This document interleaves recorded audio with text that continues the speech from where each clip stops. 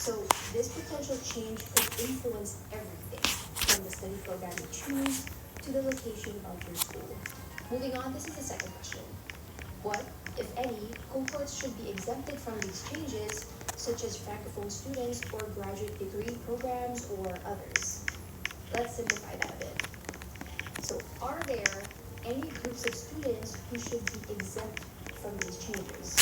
For example, should Francophone students, students in graduate degree programs, or other groups be exempt?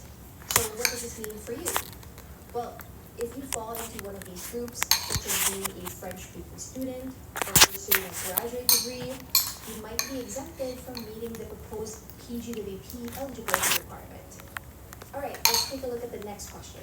Should international students be required to demonstrate proof of a job offer aligned with the occupational shortage list in order to hold a post-graduation work permit beyond 1 year? Alright, so this question hints at a possible new requirement, which is that you might need to show proof of a job offer or proof you're working for an employer to continue holding your PGWP beyond the first year. And it won't be about just getting any job. It'll need to be a job that's specifically in demand according to the occupational shortage list. This could make things quite challenging. I mean, finding a job is already tough. Finding a job in your field is tougher, but if this becomes a requirement, it could force you to take a job just to meet the immigration criteria. It also leaves you vulnerable to potential exploitation by employers who know you need the job to stay longer in Canada. And yeah, this kind of policy just puts you in a tough spot. This just goes to show that it's more important than ever to be strategic, establishing connections that could help you secure a job even before you graduate. Next question, should any other eligibility criteria, like language, provincial support, etc., apart from a job offer, be applied to PGWP holders seeking to extend their permit past 1 year? This question is essentially asking if there should be more hurdles for international students to jump over to extend their PGWP beyond the first year. And it's not just about having a job anymore. They're considering whether you should also meet other criteria like demonstrating language skills or having backing from a specific province. I don't like this as it adds another layer of difficulty and could make it harder for international students to qualify for an extension, especially if you're already balancing the challenges of finding a job and adapting to life in a new country. Most students already in Canada have met the language requirements when they applied for their school admission and study permit. So why would they need to prove it again? Hey, do you know how to put on your own seatbelt? I don't know, it just feels redundant You do? and unnecessary. Alright, we're halfway Whoa. through. Let's move on to the fifth question. You're What is a your big view girl. of applying these labor market-based changes to PGWP eligibility to all graduates upon announcement this year, rather than grandfathering students who are already studying in Canada at the time of implementation? Simply put, should these new rules apply to new students and also students who are already studying in Canada?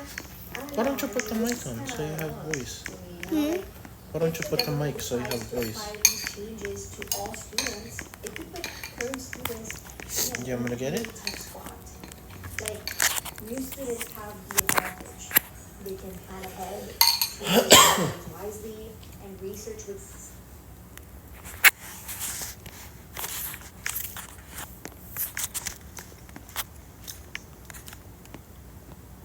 I don't get the English na English pero yung target audience niya is like Filipinos in the Philippines. You know? I can't stand her accent. Really? Deity tried every detectable.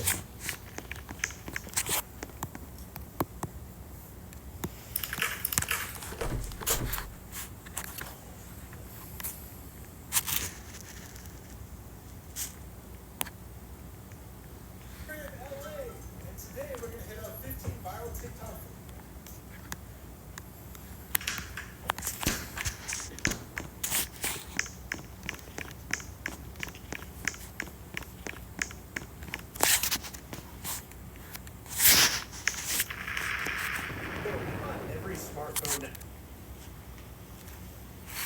So I thought every smartphone that my local family dollar had to offer was impressed by this one. It's the Blue View 5, a budget smartphone that you can pick up for just $30. I also bought all of the phones from my local Walmart that were under $30, and it was the Blue View 5 that I found the most impressive. Now, the Blue View 5 is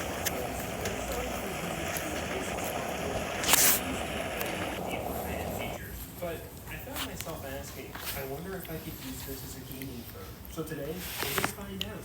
I was surprised how snappy this phone was in comparison to the other phones from Family Dollar or Walmart. It's only running a MediaTek Helio 8 chip, but it's really impressive. It also has 64 gigabytes of internal storage, a whopping 2 gigabytes of RAM, and when I ran 3D Mark to do some benchmarking on this thing, it absolutely failed. So a Grabe, ang dami pinili ni Mom. a good score between 4 and Yung 5,000, nasa and basket? this phone scored Really good.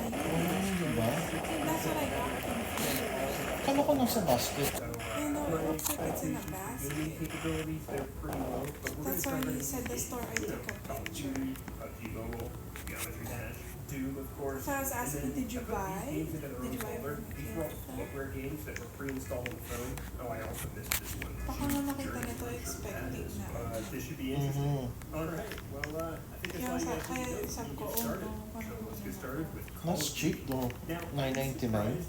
But that's the little figurine. Oh, is it? Is that what it is? I did try to use think the screen so. share on my OBS, and it just about Ayun na, melted surprise its phone, so figure. that's why I'm recording this way with just the Figurine. camera right Hindi, hindi. yeah, It's I not like a to camp. flash. I like to camp and just be a sniper out here. I'm also not in a ranked match, but yeah. So you can see That's a why I lot got of the confused. action. Yeah, if you use like an assault rifle, this would definitely be a bit harder, but with me being a sniper, and I'm not in a ranked match, so people aren't like following the red dot to find my location, this is pretty fun. For $30, I'm playing Call of Duty Mobile on this budget phone. I think it's pretty funny personally. And I am running around here, and it does lag a little bit. Definitely if I was like using an assault rifle in a ranked match and it was really high speed, this phone would not handle it. You guys play Call of Duty?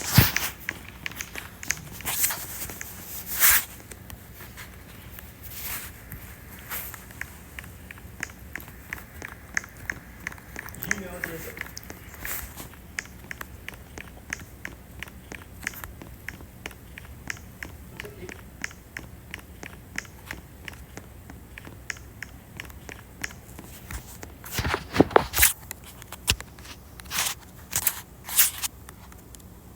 Kapag hindi ka napa-effect ng pasikat o dahil dito, ewan ko na.